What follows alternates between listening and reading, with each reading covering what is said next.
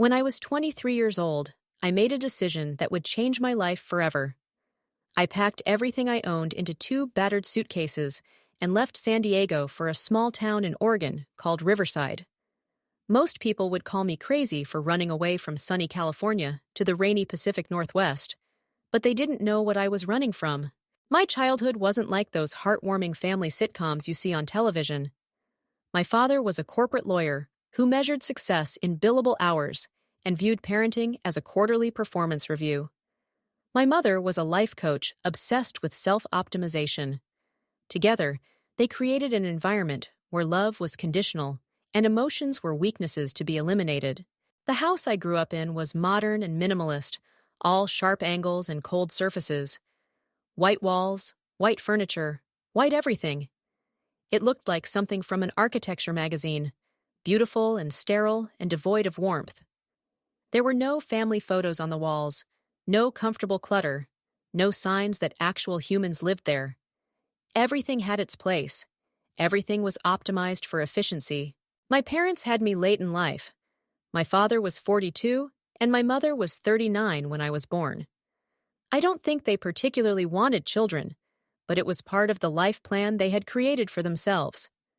Successful career, check. Beautiful house, check. Child, check. They approached parenting the same way they approached everything else in their lives, as a project to be managed and optimized. I remember being 11 years old, with a raging fever of 103 degrees.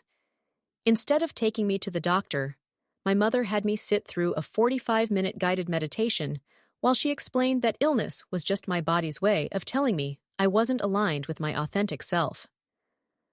Meanwhile, my father was in Tokyo closing a deal, completely unaware that I was homesick. By the time I turned 16, I had developed severe anxiety and depression. But instead of therapy or medication, my parents enrolled me in productivity seminars and gave me books about mindset optimization. They genuinely believed that my mental health struggles were just a matter of perspective, that I could think my way out of sadness if I just tried hard enough. I became the quiet kid in black clothes who always wore headphones. Music was my escape, drowning out the emptiness that followed me everywhere. I had no siblings, no real friends, and parents who were more like distant consultants than caregivers. The loneliness was a physical weight I carried with me every single day. Everything changed 3 weeks after my 23rd birthday. I was working a dead-end job at a tech startup in San Diego, living in my parents' house because the cost of living was astronomical, when I got a message on Instagram from my Aunt Rebecca. She was my mother's younger sister, someone I had only met twice in my entire life at family weddings. "Happy belated birthday, Maya. I know we don't know each other well, but I've been thinking about you. How are you doing?" It was such a simple message, but it made me cry. I sat in my childhood bedroom, staring at those words on my phone screen, and I realized that this was the first time in months that anyone had asked me how I was doing, and actually seemed to care about the answer. We started messaging back and forth, and within a week, Aunt Rebecca had invited me to come stay with her family in Riverside, Oregon.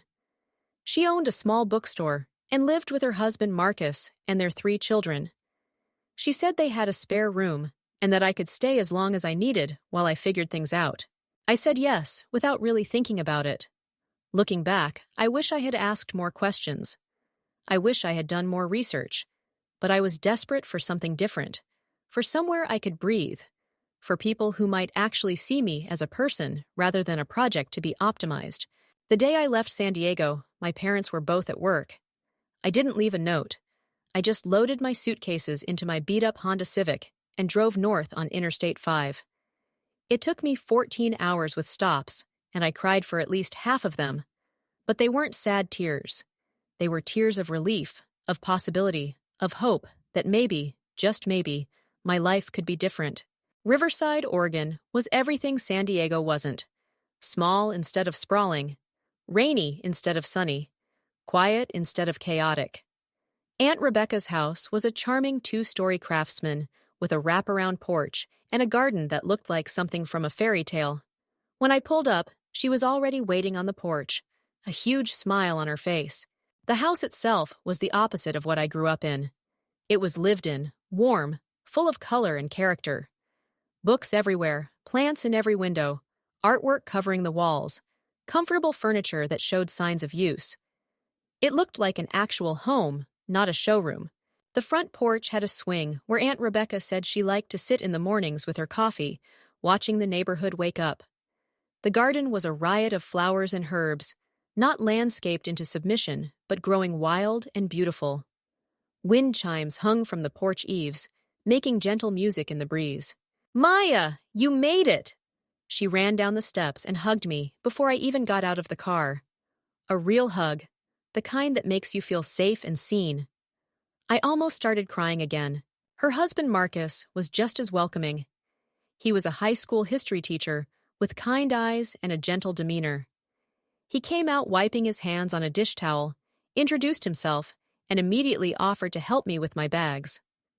"We're so happy to have you here," he said, and something about the way he said it, the genuine warmth in his voice, made me believe him. Their 3 kids, Emma, who was 17, Liam, who was 15, and Sophie, who was 12, were curious and friendly. For the first time in my life, I felt like I was part of something warm and real. The first week was like a dream. Aunt Rebecca gave me the guest room, which was cozy and filled with natural light. She didn't ask invasive questions or try to fix me. She just let me exist, let me help out in the bookstore, let me join them for family dinners, where everyone actually talked and laughed.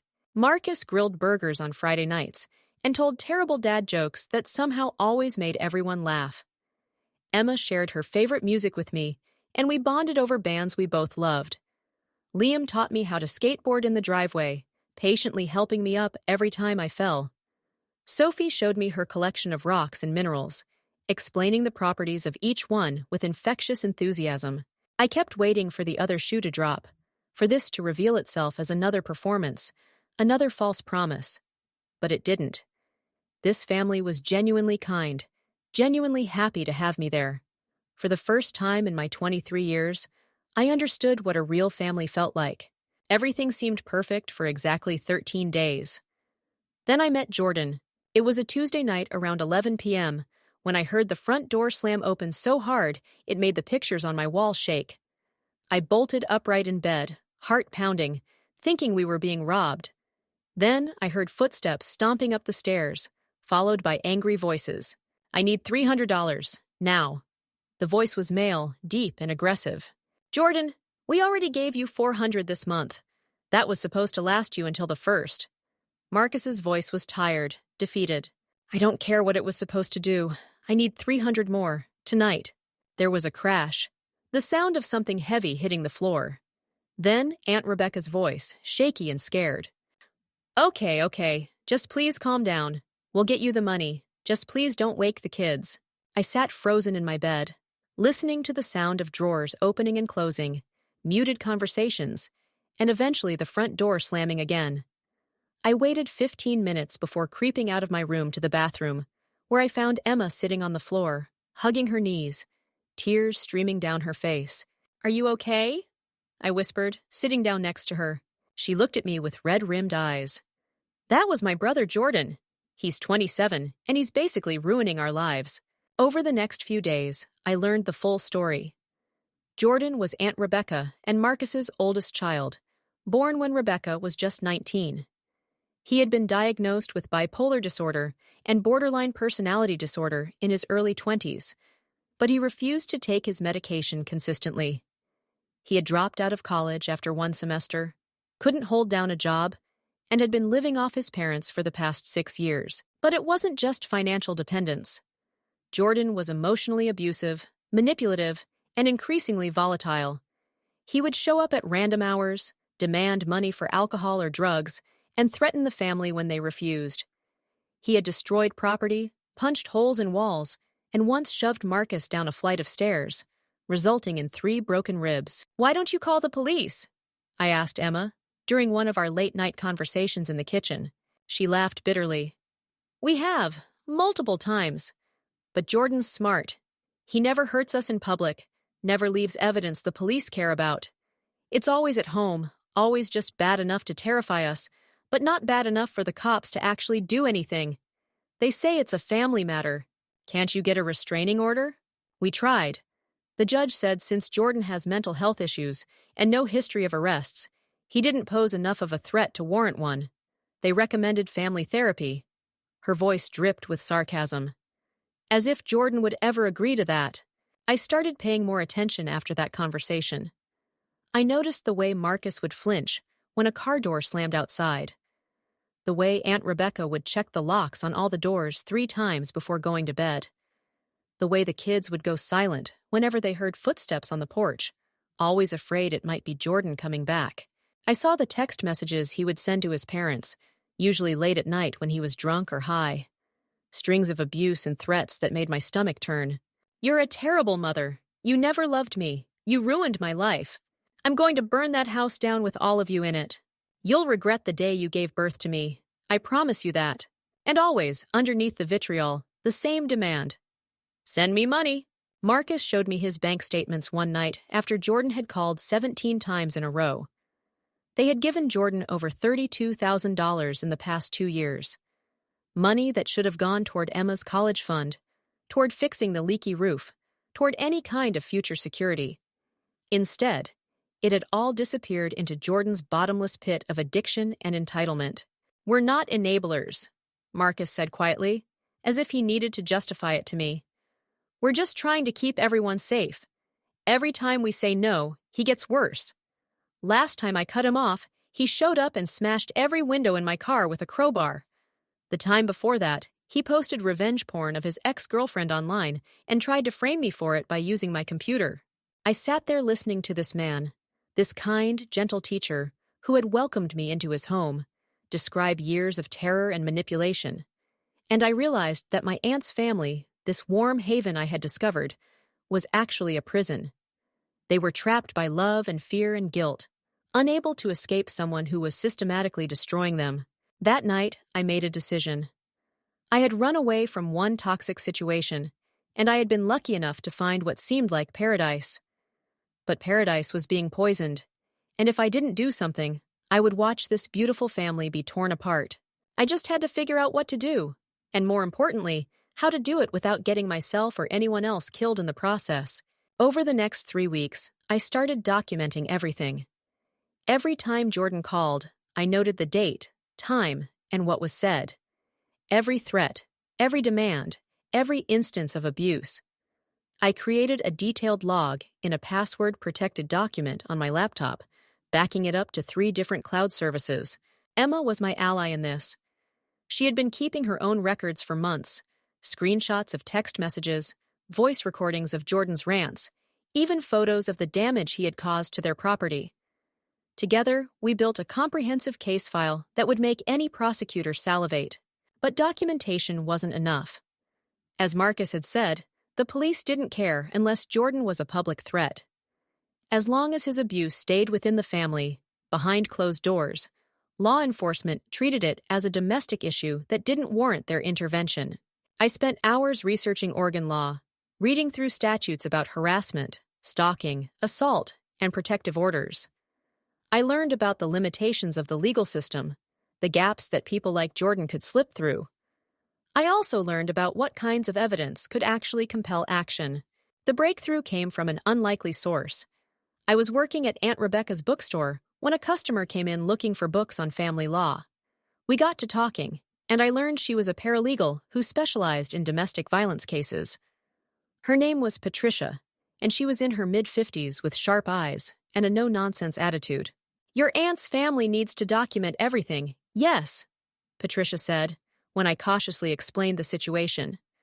"But what they really need is evidence of Jordan being a public danger. The system is designed to respond to threats to community safety, not just family safety. It's terrible, but that's the reality." "So what do we do?" I asked. Patricia leaned in, her voice dropping.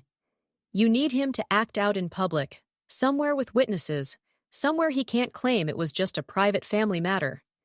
If he assaults someone in a public place, especially someone who isn't a family member, that changes everything."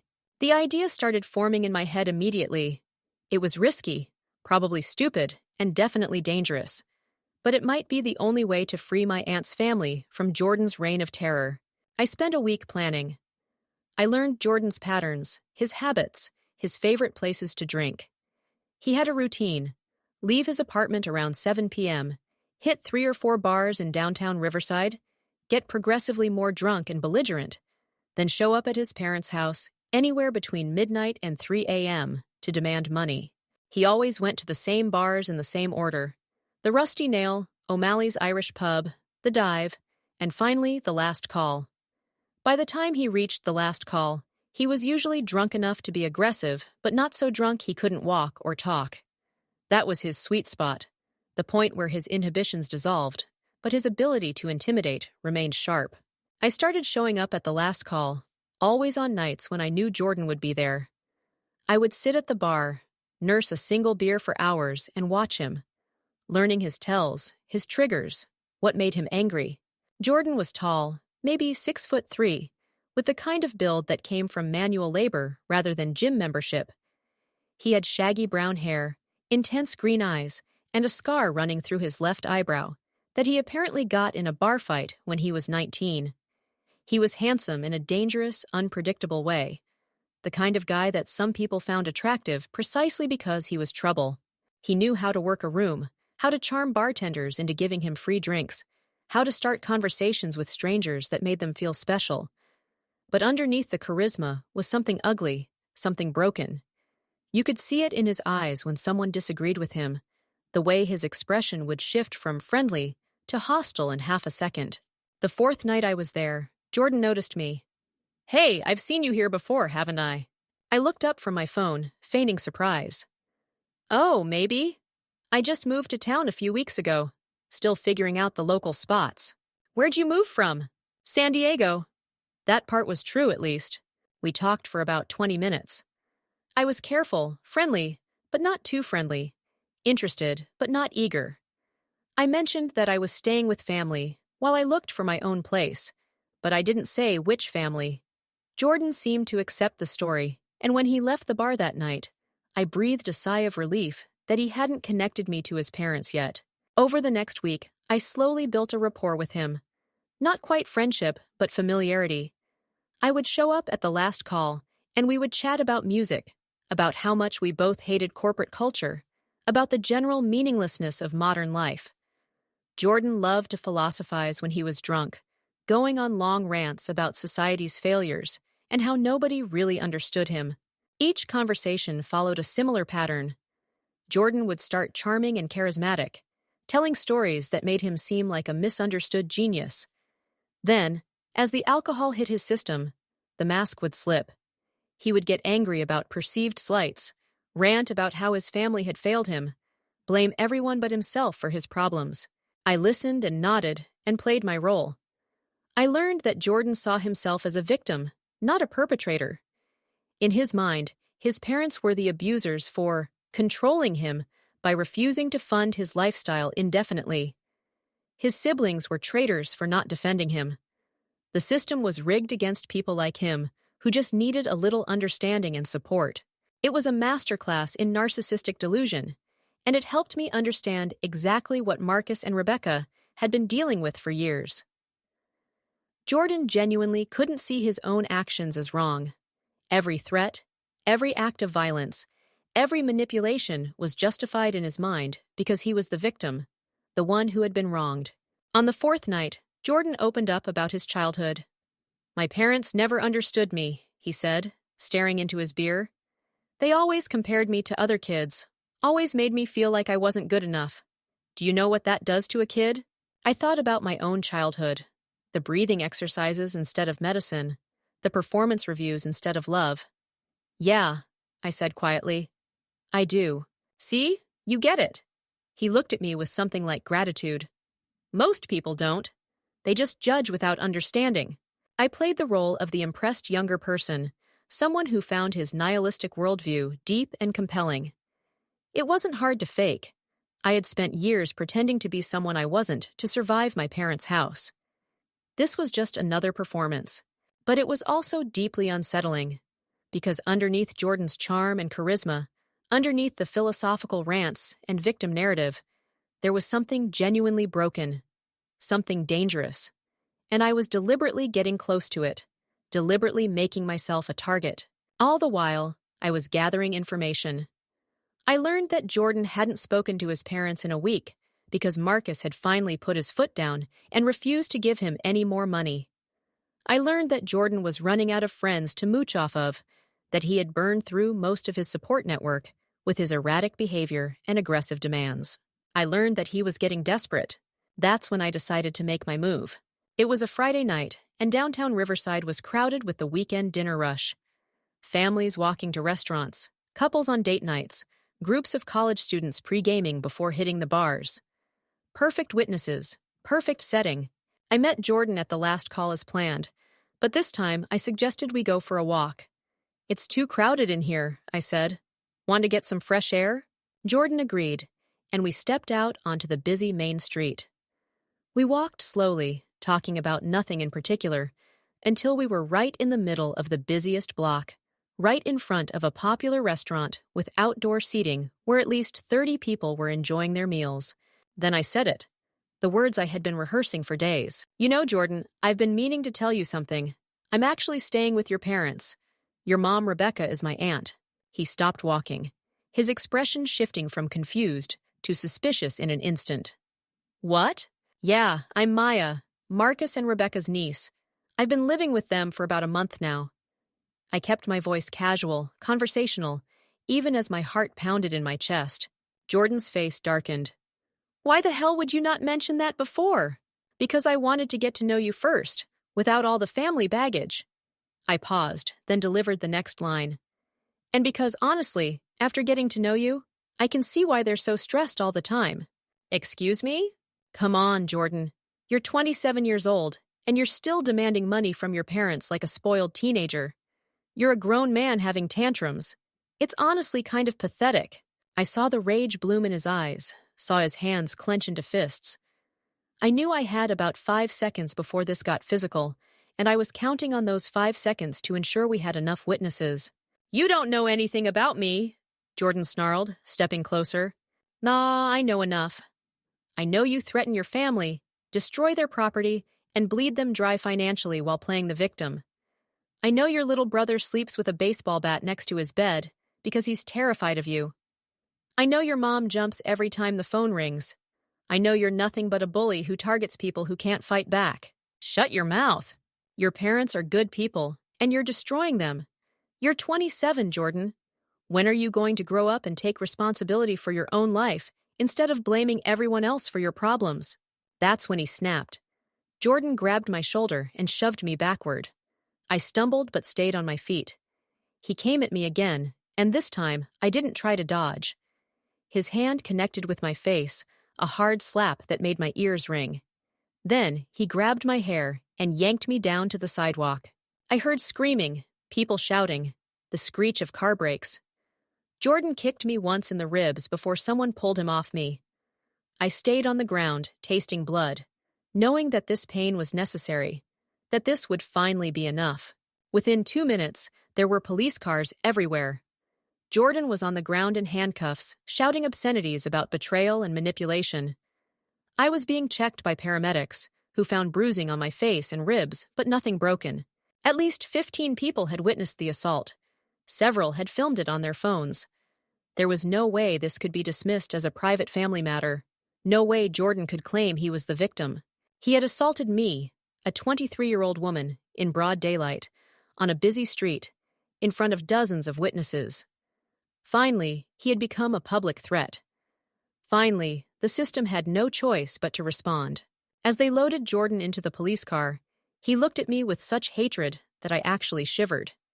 "You set me up," he said, his voice low and dangerous. "You're going to regret this." I probably should have been scared, and part of me was. But mostly, I felt triumphant. I had done it. I had given the police no choice but to arrest him, no choice but to take this seriously. Marcus and Aunt Rebecca arrived at the police station within an hour. They were horrified, apologetic, trying to explain that they never wanted me to put myself in danger. But when I showed them the video one of the witnesses had sent me, clear footage of Jordan assaulting me unprovoked, their expressions changed from horror to something else. Hope. "This is enough, isn't it?" Aunt Rebecca asked the officer, taking my statement. This is finally enough to get a restraining order? The officer nodded. Given the public nature of the assault, the multiple witnesses, and the video evidence, yes. I think you'll be able to get an emergency protective order for the entire family. And given his previous behavior that you've documented, we can push for this to be elevated to a felony assault charge. That night, I sat in the emergency room getting x-rays of my ribs while Aunt Rebecca held my hand and cried. I can't believe you did that for us, she kept saying. I can't believe you put yourself in danger like that. The emergency room was crowded and chaotic, the Friday night rush of injuries and illnesses. We waited for hours in uncomfortable plastic chairs, surrounded by the sounds of crying children, beeping monitors, and hushed conversations. A drunk man in the corner was singing to himself. A woman across from us clutched her arm, clearly in pain. A family was arguing in Spanish about whether their teenage son really needed stitches. When they finally called my name, a young doctor with tired eyes examined me gently, pressing carefully on my ribs, asking about my pain level. You're lucky, she said. Bruised but not broken. Could have been a lot worse. I didn't feel lucky. I felt sore, exhausted, and strangely numb. The adrenaline had worn off, leaving me shaky and hollow. But there was also a strange sense of triumph underneath the pain. I had done it. I had given the police no choice but to take Jordan seriously. The doctor prescribed painkillers and muscle relaxants, warned me about signs of internal bleeding to watch for, and gave me instructions for icing and rest. Take it easy for the next week or two, she said. Your body needs time to heal. As we drove home through the rainy Oregon night, I looked at my reflection in the car window. My face was swollen and bruised, my eye already turning purple. My bottom lip was split and had required 2 stitches. There was a dark bruise forming on my cheek in the shape of Jordan's hand. But I didn't do it just for them. I did it for Emma, who deserved to sleep without fear. For Liam, who deserved to skateboard in his driveway without checking over his shoulder. For Sophie, who deserved to show her rock collection to guests without worrying that her brother would show up and ruin everything. I did it for Marcus, who deserved to come home from teaching without wondering if his house would be vandalized. I did it for Aunt Rebecca, who deserved to run her bookstore without jumping every time the door chimed. And maybe, selfishly, I did it for myself too. Because this family had given me something I had never had before. A real home. And I would be damned if I was going to watch someone destroy that. The x-rays came back, showing bruised but not broken ribs. The doctor prescribed painkillers and said I would be sore for a week or two. As we drove home through the rainy Oregon night, I looked at my reflection in the car window. My face was swollen and bruised, my eye already turning purple. I looked like hell, but I felt like a warrior. Jordan was being held overnight, with a bail hearing scheduled for the following afternoon. The district attorney's office had already contacted Marcus to discuss pressing charges. Things were moving fast, faster than I had dared to hope. For the first time since I arrived in Riverside, the house felt peaceful that night. We all gathered in the living room, not talking much, just being together. Emma sat next to me on the couch, her head on my shoulder. Liam was on the floor with Sophie, teaching her some card game. Marcus and Aunt Rebecca were in the kitchen making hot chocolate, their voices soft and relaxed. It felt like we could finally breathe. But I should have known better. I should have known that someone like Jordan wouldn't go down that easily. I should have anticipated what would happen next. Because while I had successfully gotten him arrested, I had also made him my enemy. And Jordan's enemies tended to suffer. The night after I published my article, I couldn't sleep. I lay in bed staring at the ceiling, my phone buzzing constantly with notifications. Comments on the article, shares on social media, direct messages from strangers telling me their own stories of abuse and terror. Each notification was a reminder that I had opened a door I couldn't close, that I had made myself visible in a way that felt both empowering and terrifying. Around 3 a.m., I got up and went to the kitchen for water. The house was quiet, everyone else asleep except for Marcus, who I found sitting at the kitchen table in the dark, nursing a glass of whiskey. Couldn't sleep either? He asked. his voice rough with exhaustion. I shook my head and sat down across from him. I keep thinking about what happens next. Jordan's going to see the article. Hell, he's probably already seen it. What if this makes everything worse? Marcus took a sip of his drink, the amber liquid catching the moonlight from the window. It might. Probably will, actually. But you did the right thing. Someone needed to speak up, needed to put a spotlight on what he's been doing. Maybe it won't change anything legally, but at least people know now. At least we're not suffering in silence anymore. Are you angry at me? For writing it? For putting the family in the spotlight? He looked at me with tired but kind eyes. Angry? No? Terrified? Yes. But that's not your fault. Jordan made us terrified years ago. You're just trying to find a way out of the terror, and I respect that. I just hope... He trailed off, staring into his glass. Hope what? I hope we all survive whatever comes next. His words hung in the air between us, heavy with implications. We sat in silence for a while, two people bound by circumstance and family, waiting for a storm we knew was coming. The storm arrived sooner than expected. The bail hearing happened at 2 p.m. the next day. We weren't required to attend, but Marcus and I went anyway. I wanted to look Jordan in the eye, wanted him to know that I wasn't afraid of him. The courtroom was small and stuffy, filled with the usual assortment of defendants, lawyers, and bored court officials. Jordan was brought in wearing an orange jumpsuit, his hands cuffed in front of him. When he saw me sitting in the gallery, his expression went cold. The bail hearing was surprisingly quick. The prosecutor argued that Jordan was a danger to the community and his family, citing his history of domestic violence and the brutal nature of the assault. Jordan's public defender, a harried-looking woman in her 30s, argued that her client had mental health issues and needed treatment, not incarceration. The judge, an older woman with silver hair and sharp eyes, listened to both arguments before speaking.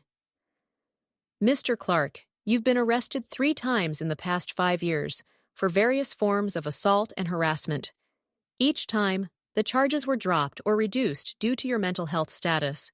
It appears that this pattern has continued escalation. Your Honor, if I may. Jordan's lawyer started, but the judge held up her hand. I'm setting bail at $50,000, with conditions.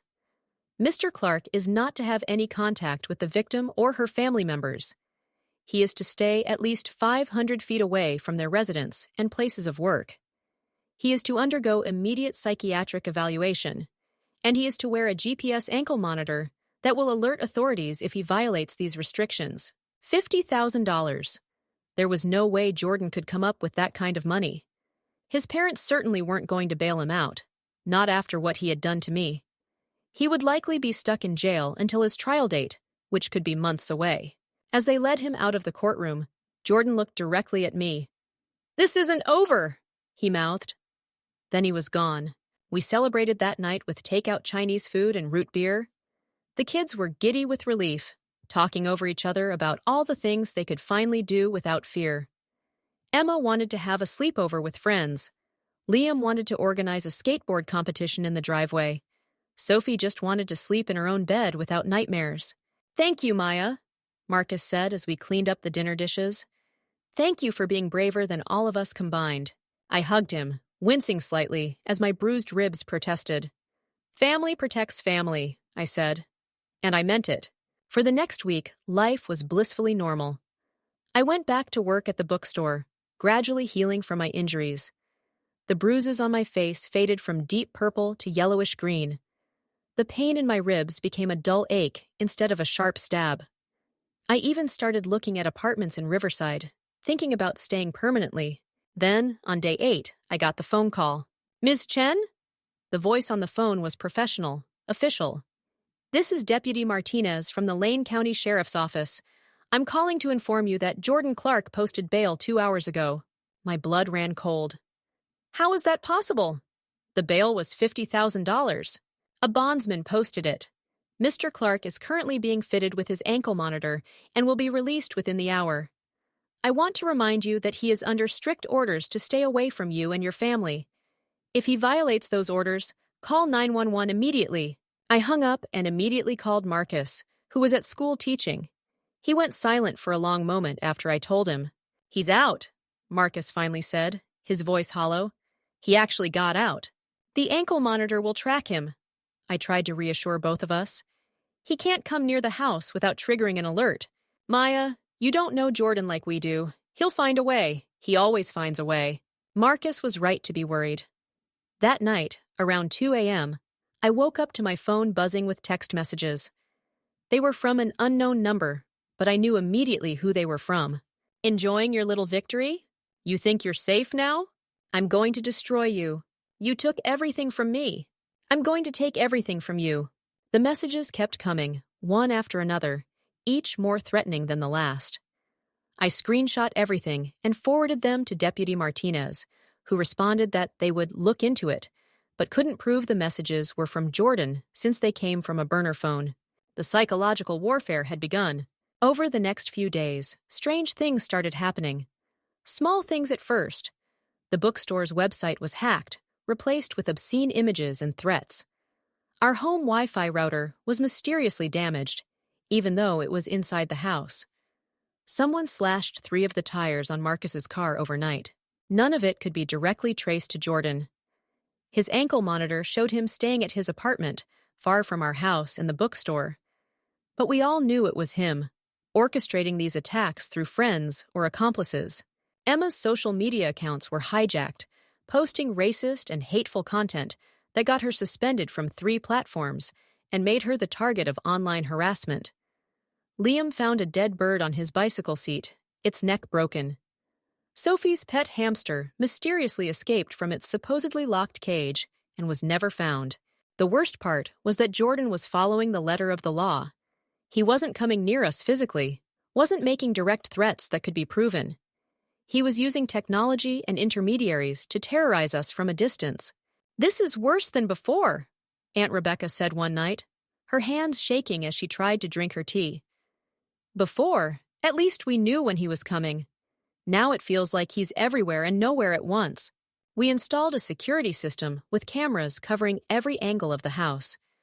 We changed all our passwords, set up 2-factor authentication on everything, and warned all our friends and family about potential scams or manipulation attempts. But Jordan stayed one step ahead. 2 weeks after his release, I walked out to my car after my shift at the bookstore to find all 4 tires slashed and a note tucked under the windshield wiper. "Still feel brave?" The note was typed. No fingerprints, no way to prove who wrote it. But the message was clear. Jordan could get to me whenever he wanted. That night, I barely slept. Every sound made me jump. Every car that drove by made me peek through the curtains. I was exhausted, jumpy, and scared, in a way I hadn't been when I actually confronted Jordan. At least then, I knew what I was dealing with. This invisible warfare was infinitely worse. The next morning, Marcus came downstairs looking grim. "I got an email from the school district. Someone filed a formal complaint against me, claiming I made inappropriate comments to students." "What?" Aunt Rebecca's voice was sharp with alarm. "It's completely false, obviously, but they have to investigate. I'm being put on administrative leave pending the review." He sat down heavily at the kitchen table. "This is Jordan. I know it is." "Can they prove it?" I asked. "No. The complaint was anonymous, filed through an online form. But even if it gets dismissed, the damage is done. Parents are going to hear about this. My reputation." He put his head in his hands. We were all sitting around the table in stunned silence when Emma's phone rang. She answered it, her face going pale as she listened. "That was campus security," she said after hanging up. "Someone posted photos of me all over the university website with my address and phone number, saying I was offering services." She couldn't even say the words. "They've taken them down, but people already screenshot them. They're everywhere." I felt rage building in my chest, hot and overwhelming. Jordan was destroying this family systematically, carefully, and from a distance where the law couldn't touch him. "We need to do something," I said. "This can't continue." "What can we do?" Liam asked, and for the first time since I'd met him, he sounded defeated. "He's not breaking any laws we can prove. The police can't help us." He was right. Jordan had learned from his mistakes. He was being careful now, keeping his hands clean while orchestrating a campaign of harassment through proxies and technology. That afternoon, I made an appointment to speak with Patricia, the paralegal who had given me advice before. I explained everything that had happened since Jordan's arrest. She listened carefully, taking notes, her expression growing darker. "He's good," she finally said. "He's found all the loopholes in the system. Indirect harassment is incredibly hard to prove, especially when he's using intermediaries and maintaining physical distance. So we're just supposed to live like this?" I asked, frustration making my voice crack. "No," Patricia said firmly. "But you need to be smarter than him. You need evidence that even his ankle monitor can't explain away. And you need to catch him actually violating the restraining order, not just orchestrating violations through others." "How do we do that?" Patricia leaned forward. "You make him desperate enough to make mistakes. Right now, he feels in control. He's tormenting you from a distance and getting away with it. But people like Jordan need to feel dominant, need to assert their power directly. If you can make him feel like he's losing control, he might get reckless." "And how do I make him feel like he's losing control?" "You fight back, publicly. Make him the subject of scrutiny. Make other people see what he's really like. People like Jordan can't stand public exposure, can't stand being judged or criticized. It threatens their carefully crafted image." I thought about this for a long moment. What if I told my story publicly? What if I wrote about what he did, about what he's doing? Patricia nodded slowly. "That could work, but be prepared for backlash. Jordan will see it as a direct attack, and he will retaliate. But if his retaliation makes him violate the restraining order in a provable way, then you'll have him." I left Patricia's office with a plan forming in my mind. It was risky, possibly dangerous, but I was tired of being the prey. It was time to become the hunter. But first, I needed to understand exactly what I was up against. Over the next few days, I became obsessive about documenting Jordan's patterns. I created spreadsheets tracking the timing of harassment incidents, mapping them against his known locations based on his ankle monitor data that the police had shared with us. I analyzed the language in the threatening texts, looking for patterns that might reveal his state of mind or his next move. What I discovered was chilling in its precision. Jordan wasn't just randomly terrorizing us. He had a system, a methodology. The harassment incidents happened in waves, escalating and then backing off, keeping us in a constant state of anxiety without ever quite crossing the line that would compel serious police intervention. It was psychological warfare executed with disturbing intelligence. I also realized something else. Jordan needed to feel in control. Every time we seemed to be adapting to his tactics, he would introduce a new form of harassment. When we got used to the threatening texts, he moved to property damage. When we installed security cameras, he hacked our online accounts. He was always one step ahead because he needed to prove he was smarter than us, more powerful than us. That gave me an idea. What if I could make him feel like he was losing control? What if I could make him so desperate to reassert his dominance that he would finally make the mistake we needed him to make? That night, I started writing. I wrote about my childhood in San Diego, about my lonely years with parents who saw me as a project rather than a person. I wrote about finding Aunt Rebecca's family and experiencing real love for the first time.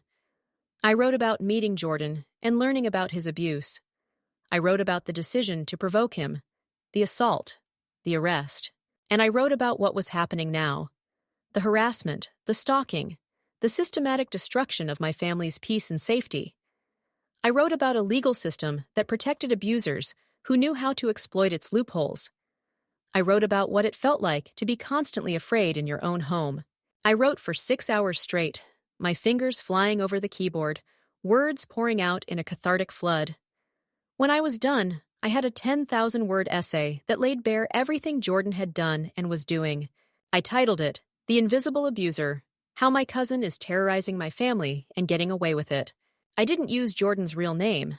I changed identifying details to protect my family's privacy. But anyone who knew the situation would know exactly who and what I was writing about. The next morning, I posted it on Medium, a popular online publishing platform. I shared it on my social media accounts, tagged it with relevant keywords, and sent it to several local journalists I had connected with. Within hours, it went viral. People were outraged. They shared the story on their own social media, left supportive comments, and started discussions about the failures of the protective order system. Local news outlets picked it up. The comments section filled with hundreds of people sharing their own stories of being stalked or harassed by people who knew how to work the system. By that evening, the article had been read by over 50,000 people. It was trending on Twitter. A local TV station wanted to interview me, and Jordan, I knew, would be seeing all of it. I was prepared for his response. I had security cameras recording 24/7. I had documented everything meticulously. I was ready. What I wasn't prepared for was just how far he would go. The response to my article was overwhelming. Within 3 days, it had been read by over 200,000 people. I was getting interview requests from news outlets across the country, invitations to speak on podcasts about domestic violence, messages from advocacy groups wanting to use my story to push for legal reform. But more importantly, it was having an effect locally. People in Riverside were talking about it. The sheriff's office was getting calls demanding better protection for stalking victims. The district attorney's office was under pressure to take a harder line on harassment cases, and Jordan was losing his mind. The texts from burner phones intensified, becoming more frequent and more unhinged. Whoever was sending them on his behalf had dropped any pretense of subtlety. "You're going to pay for this. Everyone's going to know what a liar you are. I'm going to expose you. You think you're some kind of hero? You're nothing. I'm watching you, always watching." But the texts were the least of it. 3 days after I published the article, someone broke into the bookstore after hours. They didn't steal anything, but they destroyed merchandise, spray-painted obscenities on the walls, and left a message on the front desk. "Liar." The police came, took photos, filed a report. But Jordan's ankle monitor showed him at his apartment all night. He had an alibi. They couldn't prove he was involved. I stood in the bookstore the next morning, surveying the damage in the cold light of day. Books torn apart, pages scattered like confetti across the floor. Shelves toppled, the cash register smashed, and everywhere spray-painted in angry red letters. "Liar, fake, you'll pay." Aunt Rebecca arrived around 8, taking in the destruction with hollow eyes. She didn't cry. She just stood there, her life's work destroyed around her, and said quietly, "He always knows how to hurt us where it matters most." We spent the entire day cleaning up. Friends from the neighborhood came to help, their shock and sympathy almost as overwhelming as the destruction itself. People brought supplies, offered to help repaint, donated money to replace damaged inventory. The community was rallying around us, which was beautiful and heartbreaking at the same time. But as I swept up broken glass and sorted through damaged books, I couldn't shake the feeling that this was just the beginning. Jordan had escalated past indirect harassment.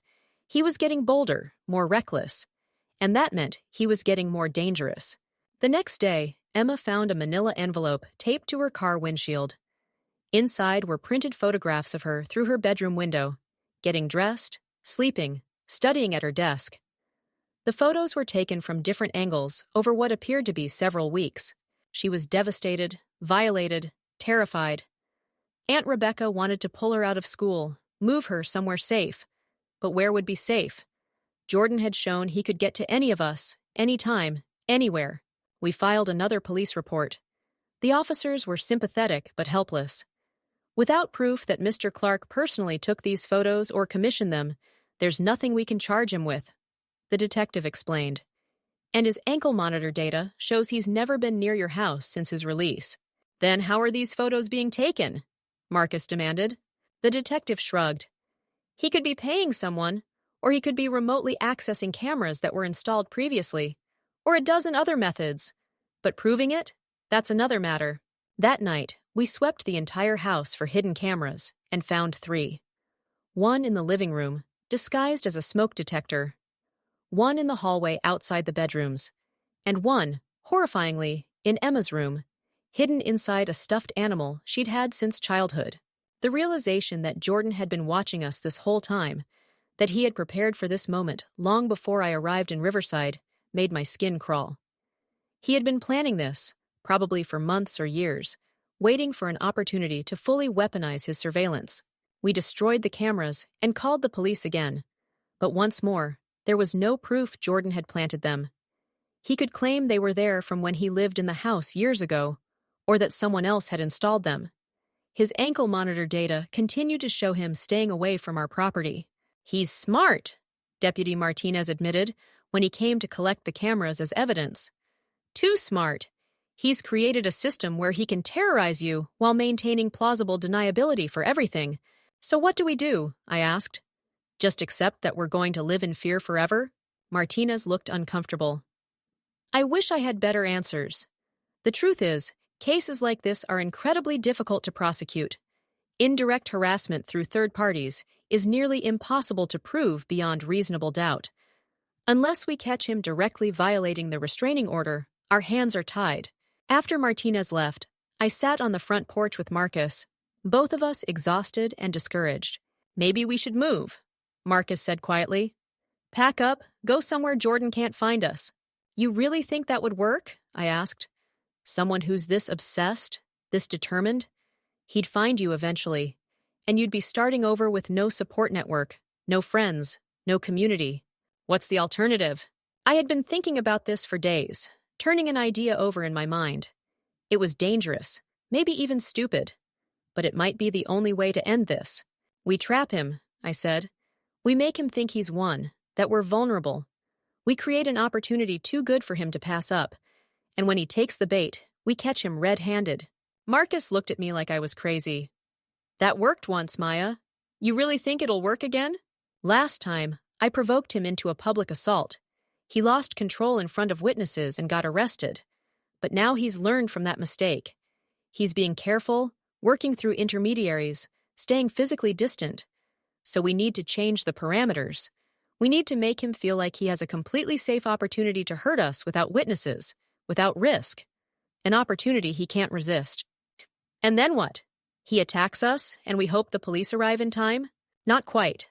I pulled out my phone and started outlining the plan I had been developing. We make him think we're leaving town. Really leaving, for good. We stage it publicly, make sure he knows we're running away scared. Then we set up a scenario where he thinks he has one last chance to confront us, to terrorize us one final time before we disappear. How? We tell people we're moving. Pack up a U-Haul, load it with boxes in broad daylight. Make it obvious we're leaving Riverside permanently. Then we announce on social media that we're having one last yard sale before we go, getting rid of everything we can't take with us. We make it seem like our guard is down, like we're distracted and vulnerable. Marcus was quiet for a long moment. "And you think Jordan will show up?" I think there's no way he doesn't show up. He's been harassing us from a distance, but his whole identity is wrapped up in dominance, in making people afraid of him. If he thinks we're running away, that means he's won. But he won't be able to resist showing up in person to gloat, to threaten us one last time, to make sure we know who's really in control. And when he shows up, he'll be violating the restraining order. So, exactly. And this time, we'll have it all on video.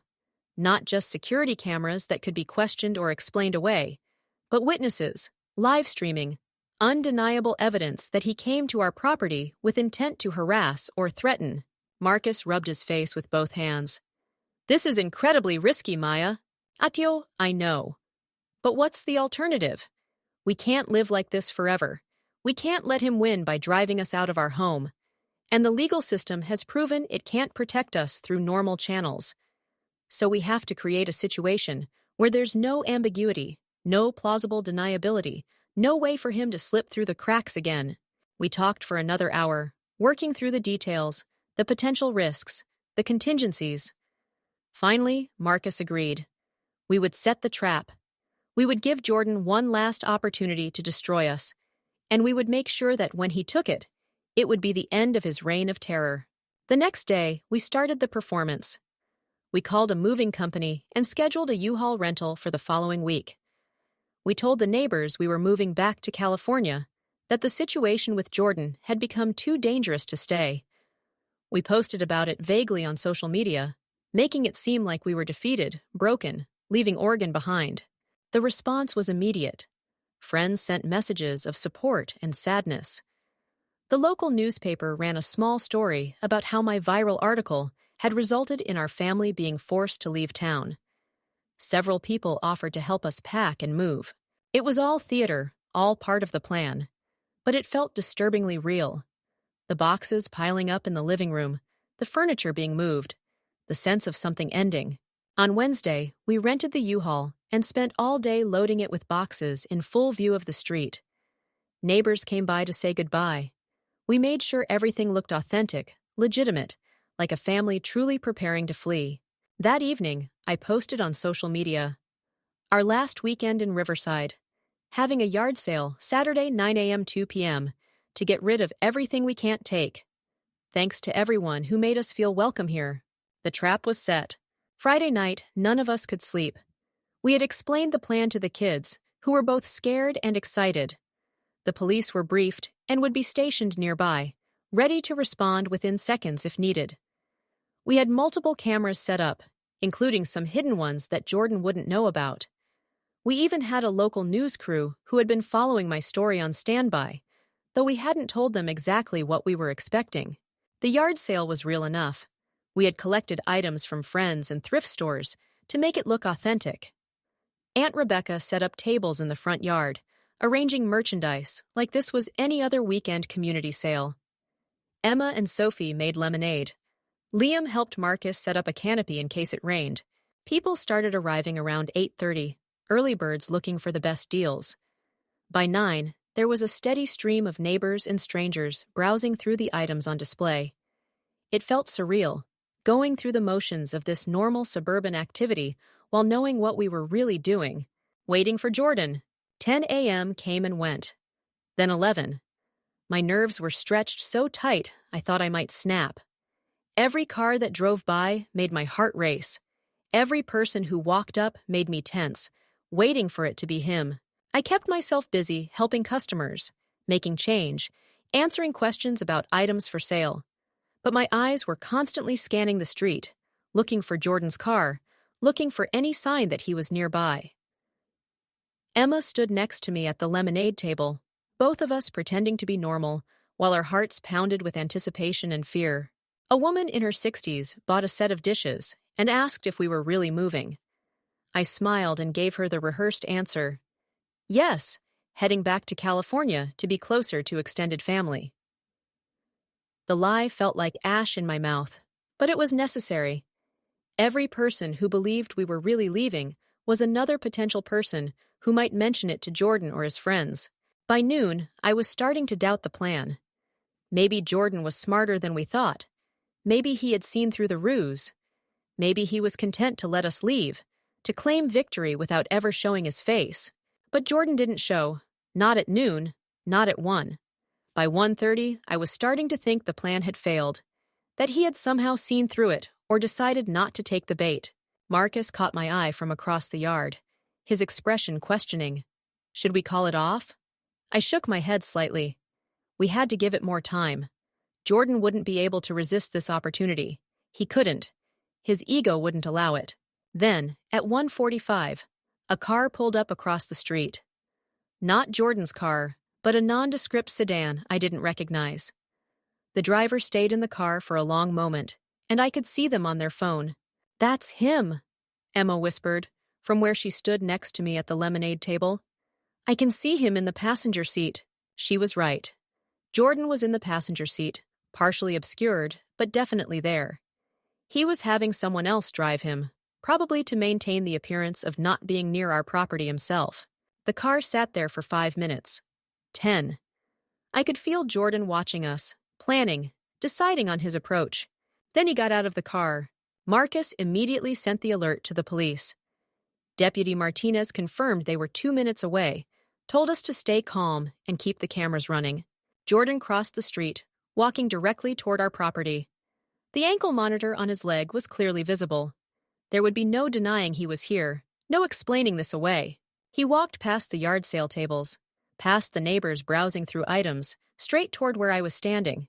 Maya, he said, his voice calm, but with an undercurrent of violence. We need to talk. You're not supposed to be here, Jordan. You're violating the restraining order. I don't care about the restraining order. I came to tell you something.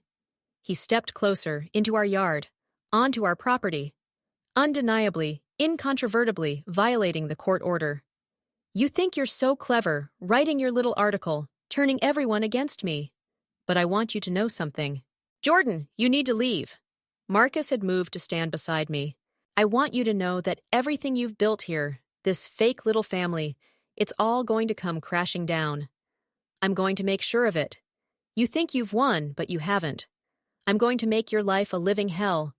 I'm going to destroy everything you care about. And there's nothing you can do to stop me. The venom in his voice was chilling. This wasn't the charming person I had met at the last call. This was the real Jordan, the one his family had been afraid of for years. Is that a threat? I asked, making sure my voice was loud enough for the cameras to pick up clearly. It's a promise. Jordan took another step closer. You crossed a line when you wrote about me. You humiliated me publicly, made me look like a monster. So now I'm going to show you what a real monster looks like. That's when we heard the sirens. Jordan's expression changed from rage to confusion to panic as 2 police cars pulled up in front of the house, lights flashing. Deputy Martinez was out of his car before it fully stopped, hand on his gun.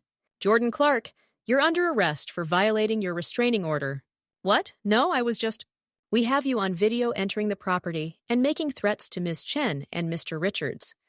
You are in direct violation of the court order that explicitly forbids you from coming within 500 feet of this residence or these individuals. Jordan looked around wildly, finally seeing all the cameras pointed at him, the neighbors who had stopped browsing to watch, the phone in Liam's hand that was clearly recording everything. He had walked right into the trap. This is entrapment, Jordan shouted as they put him in handcuffs. They set me up. This whole thing was a setup. Whether or not they wanted you to come here is irrelevant, Deputy Martinez said calmly. The restraining order doesn't have an exception for, but they were asking for it.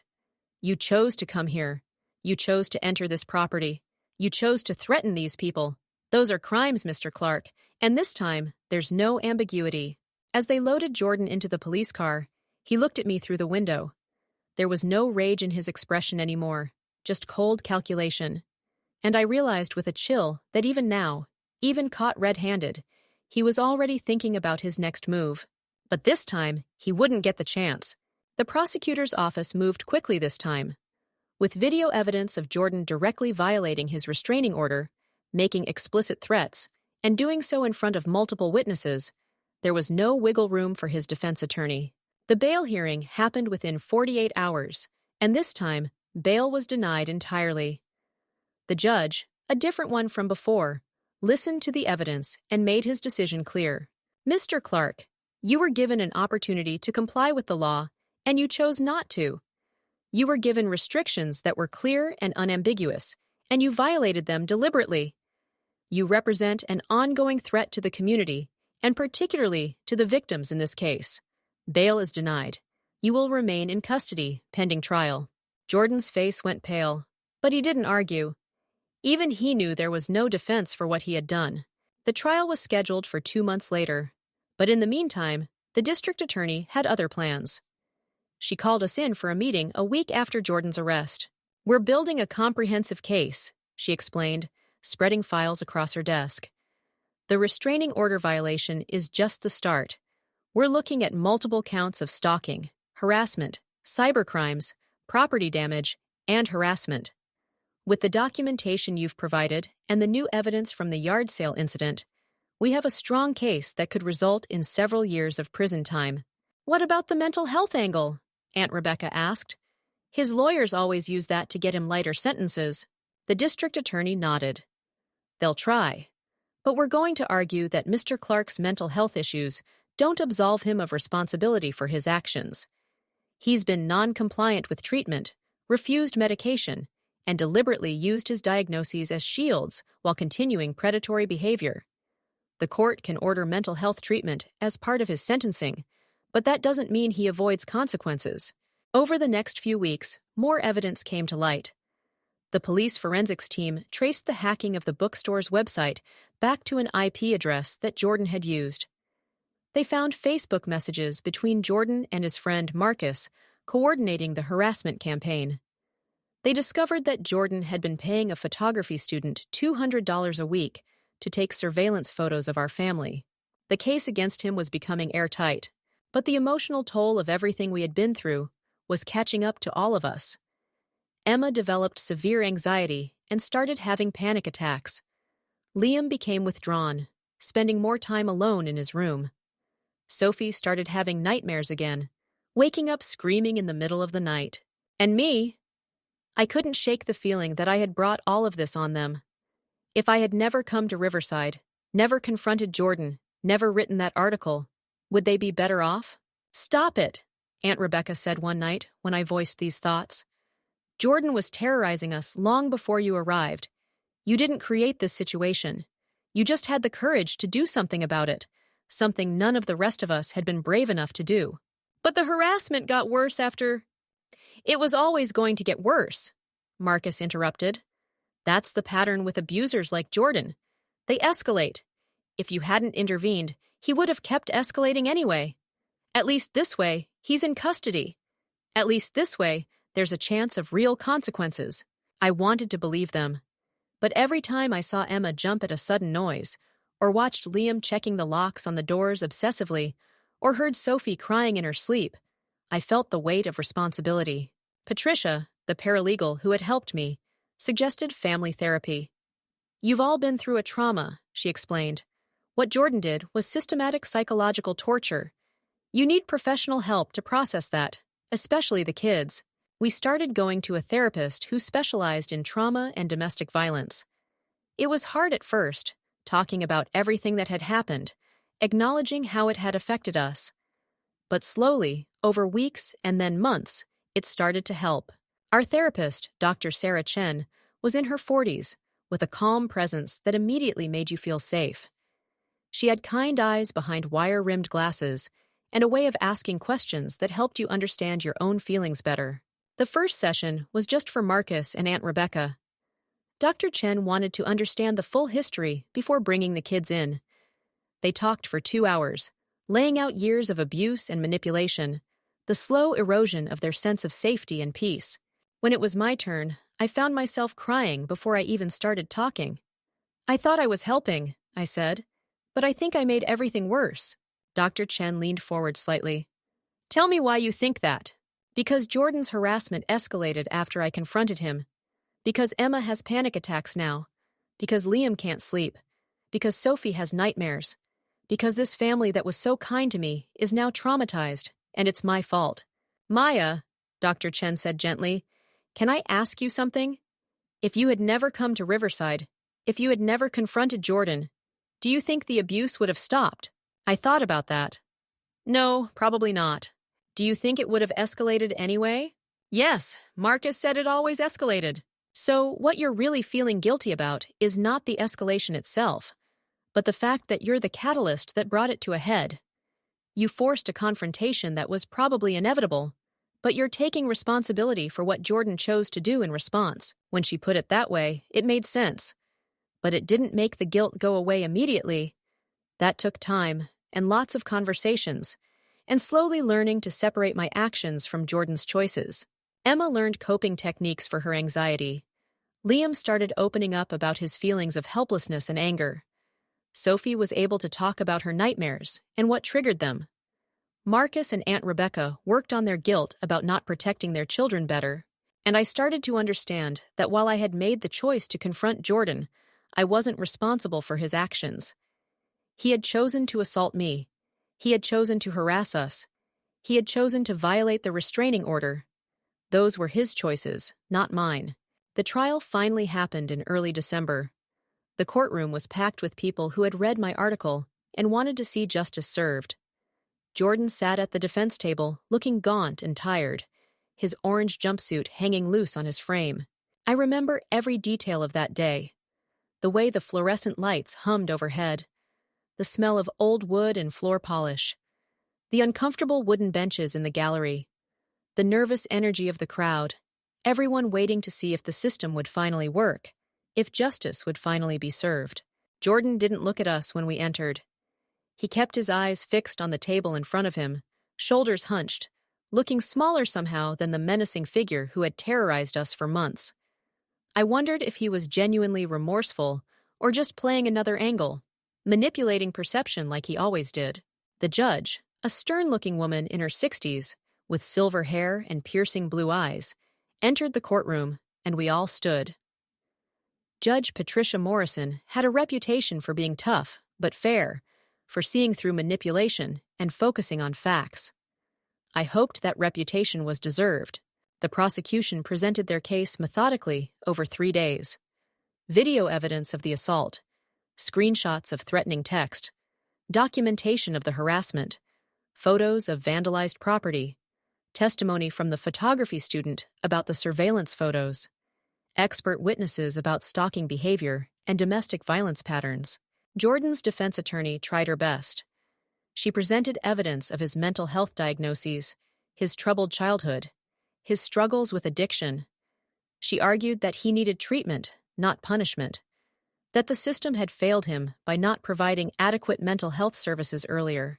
The prosecutor's counterargument was devastating. Mental illness does not give someone a license to terrorize others. Mr. Clark was offered treatment multiple times and refused. He used his diagnoses as excuses while deliberately and methodically destroying the lives of his family members. The question before this court is not whether Mr. Clark has mental health issues. The question is whether his actions constitute crimes, and the evidence clearly shows they do. The jury deliberated for 4 hours before returning their verdict, guilty on all counts. The sentencing hearing happened 2 weeks later. Jordan was given 8 years in prison, to be followed by 5 years of supervised probation and mandatory mental health treatment. He was also ordered to have no contact with any of us for the duration of his sentence and probation. The courtroom was quieter for sentencing than it had been for the trial. Most of the spectators had lost interest after the guilty verdict. It was just us, Jordan's public defender, the prosecutor, a court reporter, and Judge Morrison. When asked if he had anything to say before sentencing, Jordan stood up slowly. For a moment, I thought he might finally take responsibility, might finally acknowledge the pain he had caused. Instead, he looked directly at me and said, "You think you've won, but you haven't. You can lock me up, but you can't change who I am. And when I get out, you'll still be looking over your shoulder. You'll still be afraid. Because you know what I'm capable of." Judge Morrison's expression hardened. "Mr. Clark, that statement just guaranteed you'll serve every day of your 8-year sentence. Sit down." Jordan sat, a small smile playing at the corners of his mouth. Even now, even facing years in prison, he needed to maintain control, needed to make sure we knew he still had power over us. Judge Morrison delivered the sentence with a firm, unwavering voice. "Mr. Clark, you have shown no remorse for your actions. You have manipulated the mental health system, used your diagnoses as shields while continuing to terrorize your family, and demonstrated a pattern of escalating violence that poses a clear danger to the community. While I recognize that you suffer from mental illness, that does not absolve you of responsibility for your choices." She paused, looking directly at Jordan. "You have been given chance after chance to change, to seek treatment, to take accountability. You have refused every opportunity. This court has no choice but to remove you from society until such time as you demonstrate genuine rehabilitation." The 8-year sentence felt heavy in the room. 8 years of our lives where we would know Jordan was locked away. But also 8 years of waiting, of wondering what would happen when he got out. 8 years. It felt simultaneously too long and not long enough. 8 years of freedom for our family. But also 8 years knowing that eventually Jordan would get out. 8 years wondering what would happen then. After the hearing, we stood outside the courthouse in the cold December air. Soft white flakes drifting down from a gray sky, covering Riverside in a clean blanket of white. It felt symbolic somehow, like a fresh start. It's really over," Emma said, her voice filled with wonder. "He's actually going to prison." "For now," Liam added, always the realist. "For now is enough," Marcus said, putting his arms around his children. "For now, we can breathe. We can heal. We can live without fear." That night, we had a family dinner to celebrate. Nothing fancy, just pizza and soda, but it felt special. We laughed and joked and talked about normal things: school, work, the bookstore, plans for Christmas. For the first time in months, none of us were looking over our shoulders or jumping at unexpected sounds. After dinner, I went for a walk alone. The snow was still falling, and Riverside looked like something from a postcard. Warm lights glowing in windows, smoke rising from chimneys, the peaceful quiet that only snow can bring. I thought about everything that had happened since I left San Diego 9 months ago. The loneliness I had escaped, the family I had found, the danger I had walked into, the courage I had discovered in myself that I never knew existed. I thought about Jordan, sitting in a prison cell, hopefully getting the treatment he needed, but also facing consequences for his actions. I didn't hate him, I realized. I felt sorry for him. Sorry that his mental illness had gone untreated for so long. Sorry that he had made choices that destroyed his life and hurt the people who loved him.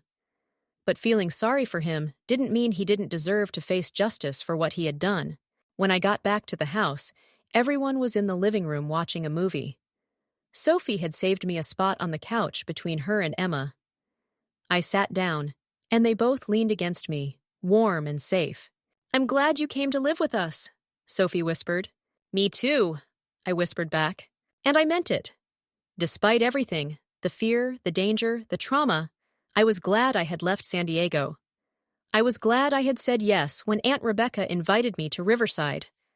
I was glad I had chosen to fight instead of flee, because I had found something in Riverside that I had never had before, a family worth fighting for. The next few months passed peacefully. We kept the security system, but more out of habit than necessity. Emma went back to sleeping without nightmares. Liam organized his skateboard competition in the driveway and invited half the neighborhood. Sophie's hamster had been replaced with a new one, a fluffy white one she named Snowball. I found my own apartment in Riverside, a small one-bedroom above a coffee shop that smelled like freshly roasted beans every morning. But I still spent most evenings at Aunt Rebecca's house, having dinner with the family that had become mine. The bookstore was thriving. After my article went viral, people from all over Oregon came to visit, wanting to support the family that had stood up to an abuser. Aunt Rebecca hired me full-time as assistant manager, and we started hosting author events and poetry readings. Marcus was cleared of the false accusations at school and returned to teaching. His students threw him a welcome-back party, and the district issued a formal apology for the way the investigation had been handled. Life, slowly but surely, returned to normal. A new normal, one where we were more aware, more prepared, but also more connected. The trauma had brought us closer together in ways I never could have anticipated. I continued to get messages from people who read my article, survivors of stalking and domestic violence who found hope in my story, advocates asking me to speak at events or contribute to legal reform efforts. It was overwhelming sometimes, but also meaningful. If our experience could help create change, could help other families escape similar situations, then maybe all the pain had been worth it. On the 6-month anniversary of Jordan's sentencing, we had a small celebration. Just the 6 of us, Marcus, Rebecca, Emma, Liam, Sophie, and me, gathered around the dinner table. "I want to propose a toast," Marcus said, raising his glass of iced tea. "To Maya, who had the courage to do what none of us could. To family, which is chosen as much as it's given. And to the future, which is finally ours again." We clinked glasses, and I looked around the table at these people who had become my family. They had given me a home when I needed one, and I had fought to protect that home when it was threatened. That's what family does, I realized. You show up for each other, you protect each other, you fight for each other when fighting is necessary. 3 months later, I got a letter from the Department of Corrections. Jordan had written to me from prison. The guards had screened it to make sure it wasn't threatening, and they were forwarding it with the caveat that I didn't have to read it or respond if I didn't want to. I stared at the envelope for a long time before opening it. The letter was surprisingly coherent and thoughtful. Jordan wrote about the therapy he was receiving in prison, about finally accepting that he needed help, about understanding the pain he had caused. He didn't ask for forgiveness. He didn't make excuses. He just acknowledged what he had done and thanked me in a strange way, for forcing a reckoning that he had been avoiding for years. I don't know if I'll ever be fully healed, he wrote, but I'm working on it. I'm taking my medication. I'm going to therapy. I'm trying to understand why I became the person I became. And I'm accepting that I have to face the consequences of my choices. You were right about me. I was pathetic. I was abusive. I was destroying the people I claim to love. I hope someday I can be someone different, someone better. But I know that's not your responsibility, it's mine. I read the letter twice, then filed it away. I didn't respond. Jordan's journey to recovery and redemption wasn't my responsibility or my concern. My responsibility was to the family that had taken me in, and to myself. A year after Jordan's sentencing, I was offered a job at a nonprofit organization that helped domestic violence survivors navigate the legal system. The pay wasn't great, but the work was meaningful. I would be using my experience to help others who were trapped in situations similar to what Aunt Rebecca's family had endured. I accepted the job. On my first day, I met a woman named Jennifer, whose ex-boyfriend was stalking her. She was terrified, exhausted, and felt like the police couldn't or wouldn't help her. I sat with her for 2 hours, listening to her story, taking notes, and putting together a plan. "You're not alone," I told her, "and you don't have to be silent. We're going to document everything, and we're going to make sure the system works for you." She started crying, and I held her hand while she did. I understood her fear, her frustration, her desperation. I had lived it, and now I could help others escape it. That night, I went back to Aunt Rebecca's house for dinner, as I did most nights. We ate spaghetti and garlic bread, and Sophie told us about her science project on geodes. Emma announced she had gotten accepted to her first-choice college. Liam showed us a video of his latest skateboard trick. It was ordinary, it was beautiful, it was home. After dinner, I sat on the front porch with Aunt Rebecca, both of us wrapped in blankets against the cool spring evening. "Do you ever regret it?" she asked. "Coming here, getting involved in all this chaos?" I thought about my lonely childhood in San Diego. The empty house, the absent parents, the crushing isolation. I thought about the fear and danger of confronting Jordan. I thought about the trauma we had all endured. And then I thought about family dinners and movie nights, and the feeling of being seen and loved for who I really was. "Not for a second," I said, and I meant it. The sun was setting over Riverside, painting the sky in shades of pink and orange. Somewhere in a prison 200 miles away, Jordan was sitting in a cell, hopefully beginning to heal. And here, in this house, this home, we were healing too. We were building a life free from fear. We were building a family that chose each other every day. We were building a future that was ours. And that, more than anything, was worth fighting for. It's been 3 years since Jordan's sentencing. 3 years of healing, growing, and learning what it means to truly feel safe. Some mornings I wake up and forget, just for a moment, that any of it happened. Then I remember, but the memory doesn't hurt the way it used to. It's just part of my story now, a chapter that shaped me but doesn't define me. I'm still working at the nonprofit, now as the Director of Survivor Services. The job is challenging and emotionally draining, but it's also the most meaningful work I've ever done. I've helped dozens of families navigate the legal system, document abuse, and find safety. Every person I help feels like a small victory, a way of turning my trauma into something meaningful. Last week, I worked with a young man whose father was stalking his family after a contentious divorce. He was 20 years old, terrified, and felt completely powerless against someone who had spent his whole life controlling him. I sat with him for 3 hours, listening to his story, and I saw my own fear reflected in his eyes. "You're not powerless," I told him. "You're scared, and that's normal. But fear and powerlessness aren't the same thing. You have more power than you realize, and you're not alone in this fight." I helped him document everything, connected him with legal resources, and created a safety plan for his family. 2 weeks later, his father was arrested for violating a protection order. The young man sent me a message that just said, "Thank you for believing me. Thank you for helping me find my courage." These are the moments that make everything worth it. Every late night, every difficult case, Every time I have to relive my own trauma to help someone else through theirs. It's worth it because I can be the person I needed when I was at my lowest point. Emma graduated from college and is now in graduate school studying social work. She wants to specialize in trauma therapy, inspired by our own experience with healing. Liam is in his second year of community college, studying film production. Sophie is in high school now, thriving in the drama club and still collecting rocks. Marcus and Aunt Rebecca are doing well. The bookstore expanded to a second location in a neighboring town. They travel more now, taking trips they had always put off because they were too afraid to leave the house unguarded. As for me, I finally finished processing everything that happened.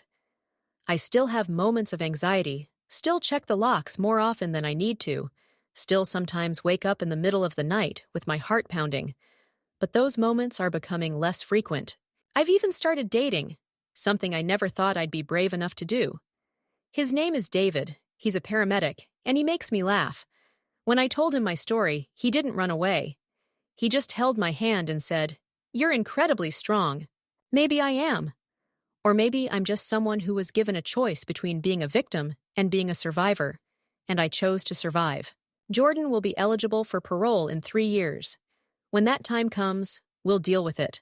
We'll testify at his parole hearing if necessary. We'll make sure the parole board knows the full extent of what he did. We'll be vigilant. I've already started preparing for that day. I have copies of all the documentation, all the evidence, all the testimony from the trial. I've been in contact with the victim's advocate, who will notify us when Jordan's parole hearing is scheduled. I've written a detailed impact statement that I update every few months, documenting how Jordan's actions continue to affect our lives. Marcus has written one too. So has Aunt Rebecca. Emma, Liam, and Sophie have all written statements, in their own words, about what it was like to grow up with Jordan's terrorism hanging over their heads. When the parole board reviews Jordan's case, they're going to see exactly what he did to us, and hopefully that will influence their decision. But we won't live in fear. Not anymore. Because we learned something important through all of this. Abusers have power only when we give it to them. When we speak up, document their behavior, and refuse to be silenced, that power dissolves. It's not easy. It's not safe. It requires courage and determination, and sometimes putting yourself in danger. But it's worth it. Because on the other side of that fear is freedom. And freedom is everything. Sometimes people ask me if I regret confronting Jordan, if I wish I had just minded my own business and let the family handle their situation in their own way. The answer is always no. Because yes, confronting Jordan was dangerous. Yes, it led to an escalation of abuse that traumatized everyone involved. Yes, it put me in physical danger and resulted in months of terror and psychological warfare. But the alternative would have been to watch this beautiful family be slowly destroyed by someone who refused to stop. It would have been to benefit from their kindness and love while turning a blind eye to their suffering. It would have been to choose my own safety over doing what was right. And I couldn't do that. Because family, real family, chosen family, doesn't work that way. Family means showing up when things are hard. It means protecting each other even when it's scary. It means fighting for each other when fighting is necessary. I learned that in Riverside. I learned what it means to belong to something bigger than yourself, to have people who would stand by you no matter what, to be part of a unit that functions on love rather than obligation. My parents in San Diego never taught me that. They taught me that emotions are inconvenient, that vulnerability is weakness, that people are problems to be solved rather than relationships to be nurtured. They gave me a house, but never a home. Aunt Rebecca's family gave me a home, and when that home was threatened, I did what any member of a real family would do. I fought back. The scars on my face from Jordan's assault have faded now, barely visible unless you know where to look. But the internal scars, the ones left by his psychological terrorism, took longer to heal. Some of them are still healing. I still have moments where I check the locks twice, where I jump at unexpected sounds, where I wonder if that car parked across the street is watching me. But those moments are becoming rarer. And when they happen, I remind myself of what I learned through all of this. I am stronger than I thought. I am braver than I knew. And I am surrounded by people who will stand with me, just as I stood with them. That's the real victory. Not Jordan's conviction, not his 8-year sentence, not the legal reforms that might come from our case. The real victory is that we survived, we healed, and we chose to stay together rather than let fear drive us apart. We chose family, and that choice, more than anything else, is what saved us all.